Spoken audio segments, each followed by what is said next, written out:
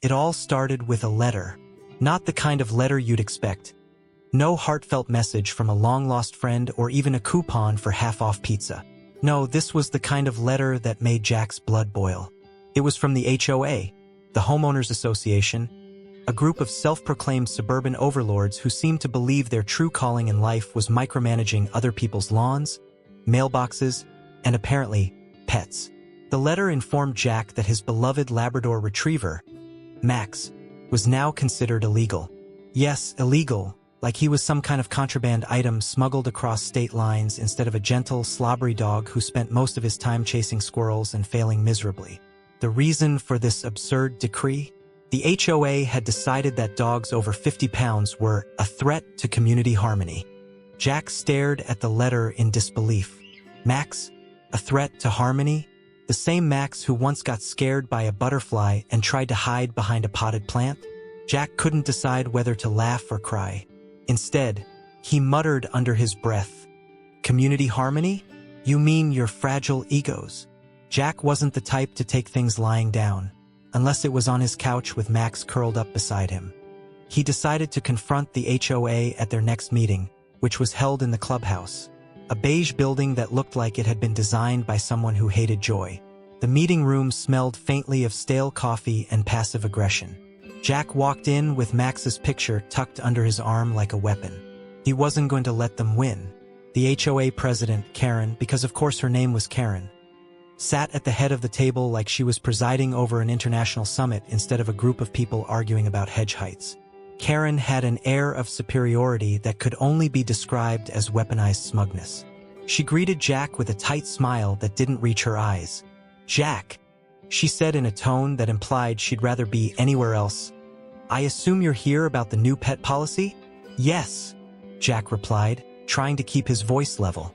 "I'm here because this policy is ridiculous. Max isn't dangerous. He's practically afraid of his own shadow." Karen raised an eyebrow so high it threatened to leave her face entirely. "The policy is for the safety of all residents," she said, as though reciting from some HOA scripture. "Large dogs can be unpredictable." Jack couldn't help himself. "Unpredictable?" he scoffed. "Max's idea of rebellion is refusing to eat his kibble until I add gravy." The room erupted in muffled chuckles from other residents who clearly shared Jack's frustration but didn't have the guts to say it out loud. Karen's lips thinned into a line so sharp it could have cut glass.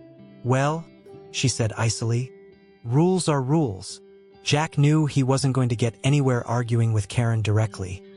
She was the kind of person who'd argue with gravity if it suited her agenda. So he decided to do what any rational person would do when faced with bureaucratic nonsense. Fight fire with fire, or, in this case, paperwork with paperwork. Jack spent hours combing through HOA regulations and legal documents until he found it. The grandfather clause. It stated that any pet residing in the neighborhood before new rules were enacted would be exempt from those rules. Jackpot. Max had lived there for 3 years, long before Karen and her band of suburban dictators decided to play God with dog sizes. Armed with this discovery, Jack returned to the next HOA meeting like a lawyer ready to demolish opposing counsel. He presented his findings with all the flair of someone unveiling a masterpiece. Karen's expression shifted from smug confidence to barely concealed fury as Jack explained that Max was legally untouchable. "I believe," Jack concluded triumphantly, "that my dog is protected under your own rules." Karen tried to argue, something about interpretation and intent, but it was clear she'd been cornered.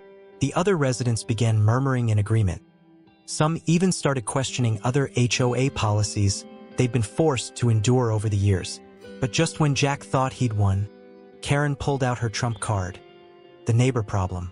She pointed dramatically toward another resident, Karen's best friend and loyal ally, who claimed that Max barked incessantly and scared her children.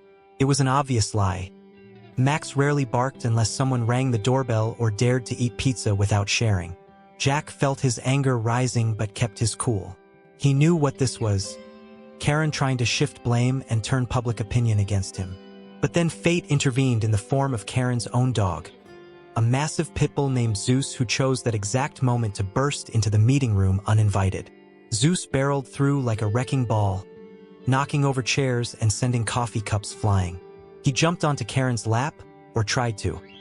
He missed and landed on her foot instead, causing her to yelp in pain.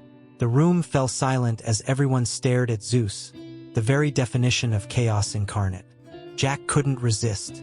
"I guess we should talk about your dog being unpredictable," he said with a grin. The meeting ended shortly after that debacle. With Karen too flustered to continue her crusade against Max, Jack walked out feeling victorious. Not just because he'd saved his dog, but because he'd exposed Karen's hypocrisy for all to see. As he drove home with Max happily wagging his tail in the passenger seat, Jack couldn't help but laugh at the absurdity of it all. Who knew suburban drama could be so entertaining? Jack wasn't one to let sleeping dogs lie, especially when those dogs were being unfairly targeted by a group of clipboard-wielding suburban tyrants. After his victory at the HOA meeting, he realized that Karen wasn't done with him yet. Oh no, Karen was the kind of person who could hold a grudge longer than a toddler holds onto a cookie.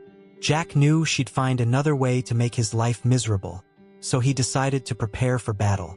And what better way to prepare than by diving headfirst into the HOA's labyrinthine bylaws? If Karen wanted war, Jack would fight her with the most potent weapon in suburbia: paperwork. Jack spent hours poring over HOA documents that were as dry as toast left out overnight. He learned more about pet weight limits and acceptable leash lengths than any sane person should ever know. Did you know some HOAs require pets to be spayed or neutered and vaccinated and wear identifying tags at all times?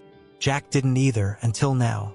He even discovered one HOA in Florida that banned blue trampoline covers because they confused ducks. Ducks. The absurdity of it all made him laugh, but it also fueled his determination. He wasn't just fighting for Max. He was fighting against the tyranny of petty suburban rules everywhere. But Jack's research uncovered something far more interesting than trampoline regulations. Karen herself was in violation of several HOA rules.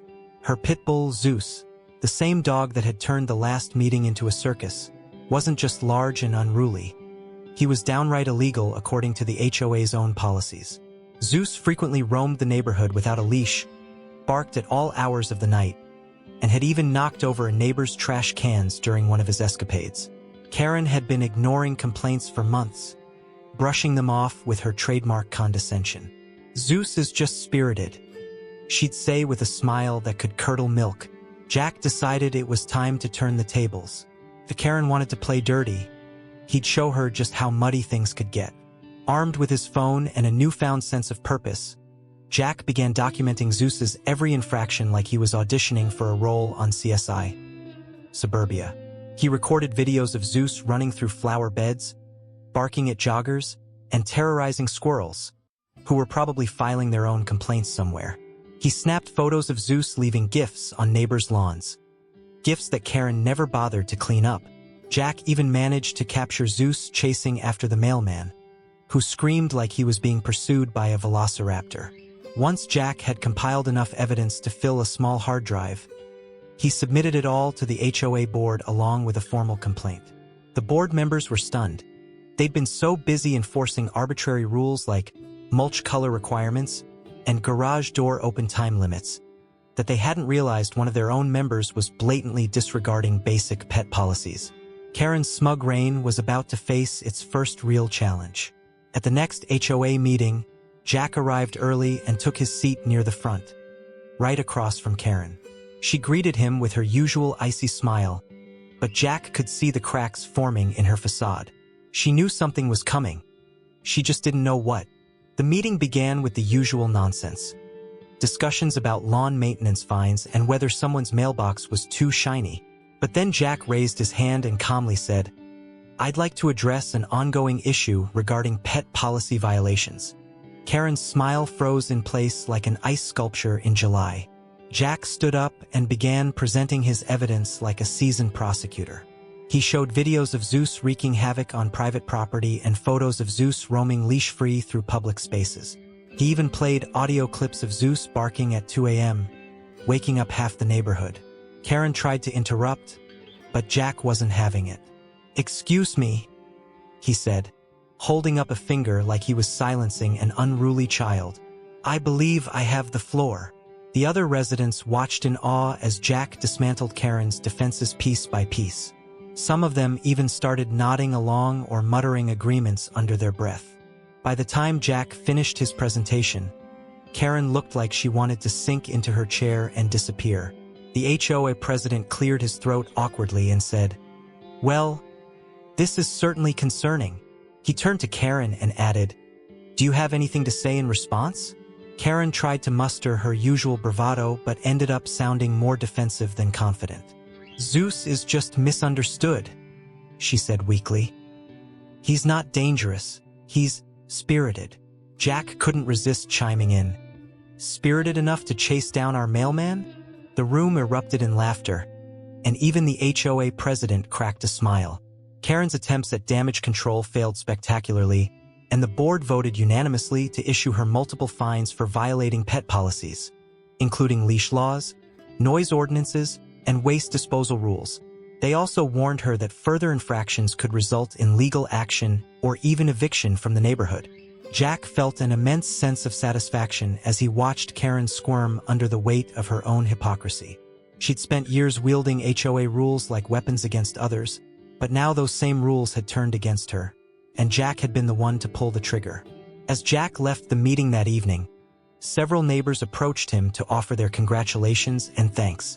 One elderly woman even shook his hand and said, "You're a hero. We've been dealing with her nonsense for years." Jack smiled modestly but couldn't resist adding a touch of humor. "Well, I guess you could say I fought fire with fire, or maybe paperwork with paperwork." Max greeted him at home with an enthusiastic wag of his tail, as if sensing his owner's triumph. Jack scratched behind Max's ears and said, "Looks like we won this round, buddy." Max barked happily, a sound that no longer felt like rebellion but victory instead. For Jack, it wasn't just about saving Max anymore. It was about proving that sometimes the best way to deal with entitled people is by beating them at their own game and having a little fun while doing it. Karen was fuming. Jack could practically see the steam rising from her perfectly coiffed hair as she stormed out of the HOA meeting, clutching her stack of fines like they were parking tickets handed out by an overzealous meter maid. But Jack knew better than to think this was over. Karen wasn't the kind of person to admit defeat gracefully. No, she was the kind of person who'd double down, dig her heels in, and find new ways to make everyone else's life miserable just to prove a point. And that's exactly what she did. Started small. A passive-aggressive note appeared on Jack's mailbox one morning, written in Karen's unmistakable loopy handwriting. "Some of us take pride in our lawns," it read, "and would appreciate if others could do the same." Jack looked out at his lawn, which was perfectly trimmed and greener than a leprechaun's wardrobe, and rolled his eyes. Clearly, this was Karen's way of trying to poke the bear. Then came the complaints. Karen began filing petty grievances with the HOA about Jack's property. One day, it was that his garbage cans weren't pulled back from the curb quickly enough. Another day, it was that his porch light was too bright and disturbing the neighborhood aesthetic. Jack even received a notice claiming that his mailbox, yes, his mailbox, wasn't painted in an HOA-approved shade of beige. Beige. Jack didn't even know there were different shades of beige. But Karen didn't stop there. She started spreading rumors around the neighborhood, telling anyone who would listen that Jack was difficult and didn't respect community rules. One particularly creative rumor claimed that Max had bitten a child, which was not only a blatant lie but also laughable considering Max's idea of aggression was licking someone too enthusiastically. Jack could have ignored all of this nonsense. He really could have. But where's the fun in that? Instead, he decided to fight back in the most spectacularly petty way possible. If Karen wanted a war of attrition, she'd get one.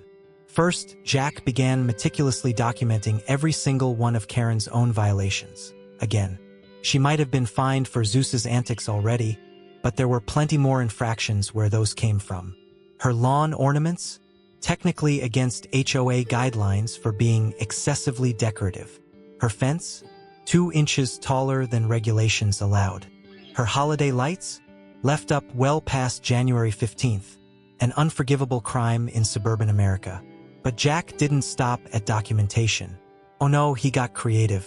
He started hosting weekly barbecues in his backyard and made sure to invite every neighbor except Karen. The smell of grilled burgers wafting over her fence drove her absolutely insane, especially when she realized she wasn't welcome to join. He even bought Max a new squeaky toy shaped like a bone and let him play with it outside during Zeus's leash-free escapades. The incessant squeaking seemed to irritate Zeus almost as much as it irritated Karen.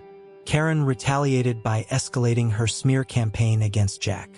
She started posting passive-aggressive messages on the neighborhood Facebook group, things like, "Some people think they're above the rules," and "It's a shame when certain individuals bring down property values." Everyone knew who she was talking about, but instead of turning against Jack, most people just rolled their eyes and scrolled past her posts. One day, however, Karen crossed a line that even Jack hadn't anticipated. She filed an official complaint with animal control about Max. The accusation? That Max was an unregistered pet and therefore a violation of local ordinances. When an animal control officer showed up at Jack's door with a clipboard and a serious expression, Jack knew this wasn't just petty anymore. It was personal. Fortunately for Jack and unfortunately for Karen, he had all of Max's paperwork in perfect order. Registration, vaccination records, even proof of obedience training, though whether Max actually obeyed commands was another matter entirely. The officer left satisfied that Max wasn't the canine criminal Karen had made him out to be. But now it was time for Jack to go nuclear.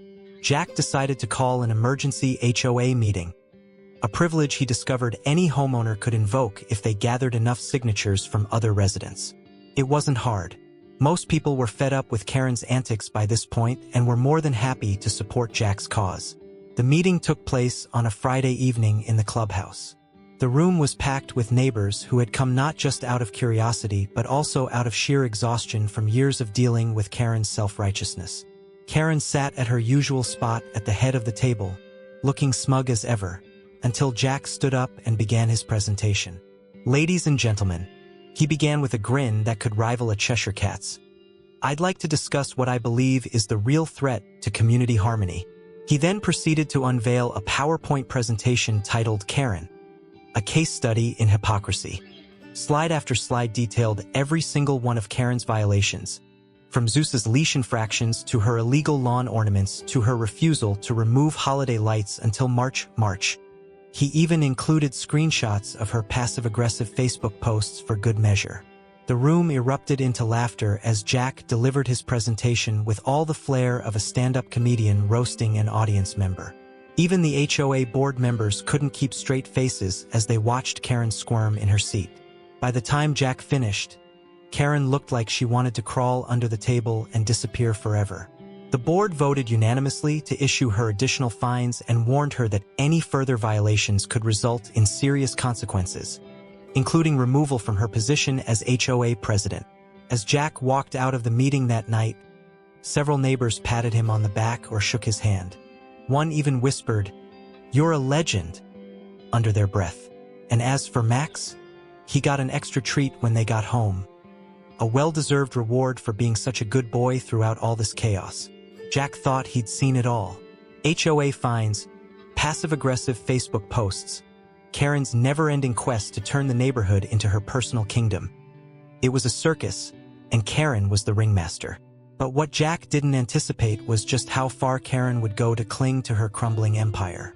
After the epic HOA meeting where Jack had exposed her hypocrisy in front of everyone, Karen wasn't just embarrassed.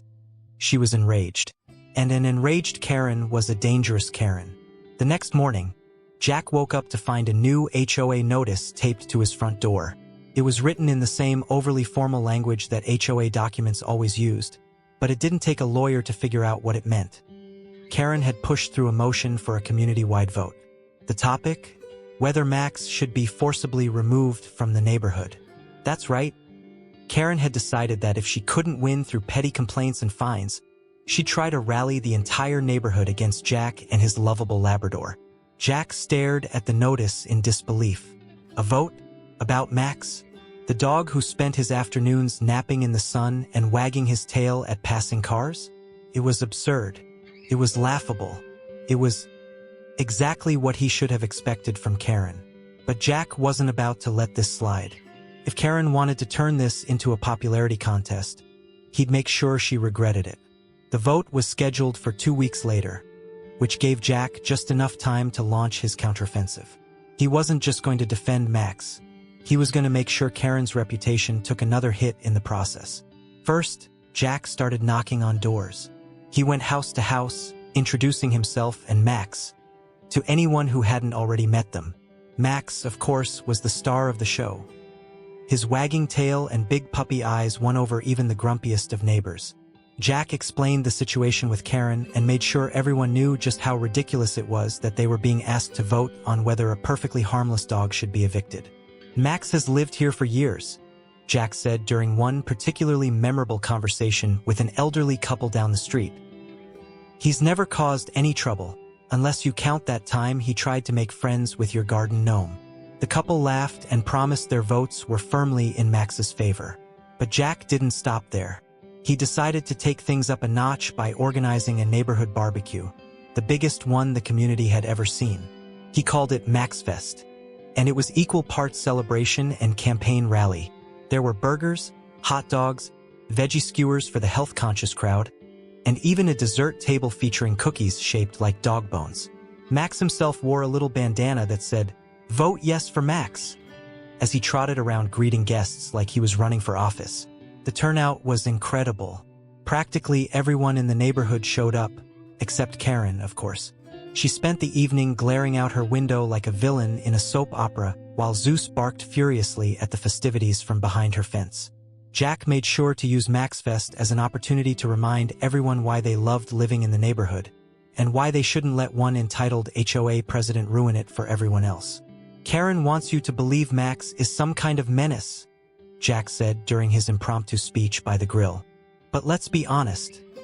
Max is probably more polite than half of us when it comes to sharing snacks." The crowd erupted into laughter and applause, and Jack knew he'd struck a chord. Meanwhile, Karen wasn't sitting idly by. She spent those 2 weeks trying desperately to rally support for her anti-Max campaign. She sent out emails filled with exaggerated claims about dog-related safety concerns, and even tried posting flyers around the neighborhood warning people about the dangers of large pets. But her efforts backfired spectacularly when several residents pointed out that Zeus, the actual problem dog, was still running loose on her property. By the time voting day arrived, tensions were high, but so was Jack's confidence. The vote took place at the clubhouse, where residents lined up to cast their ballots like they were participating in some kind of suburban democracy experiment. Jack stood outside with Max by his side, greeting neighbors as they arrived and thanking them for their support. Karen showed up late with Zeus in tow, looking like she'd just swallowed a lemon whole. She refused to make eye contact with Jack as she marched inside, clutching her clipboard like it could somehow save her from defeat. When the votes were finally tallied, it wasn't even close. Max won by an overwhelming majority. The HOA president announced the results with barely concealed irritation, while Karen sat silently in her seat, staring daggers at Jack across the room. Jack couldn't resist adding one last jab as he walked out. "Looks like community harmony is safe after all." The victory felt sweeter than any barbecue sauce Jack had ever tasted, and not just because Max got to stay where he belonged. It was about proving that entitlement and pettiness wouldn't win out over kindness and common sense. Not in this neighborhood, anyway. As Jack returned home that evening with Max trotting happily beside him, he couldn't help but feel proud of what they'd accomplished together. Sure, it had been exhausting dealing with Karen's antics, but at least now everyone knew who really had their best interests at heart. Spoiler, it wasn't Karen. And so life returned to normal, or as normal as life can be when you're living next door to someone like Karen. But no matter what challenges came next, Jack knew one thing for sure. He'd always have Max by his side, and together, they could handle anything. Thanks for sticking around for this wild ride. If you enjoyed the story, don't forget to like, share, comment below with your thoughts or your own HOA horror stories, and subscribe for more tales of suburban drama.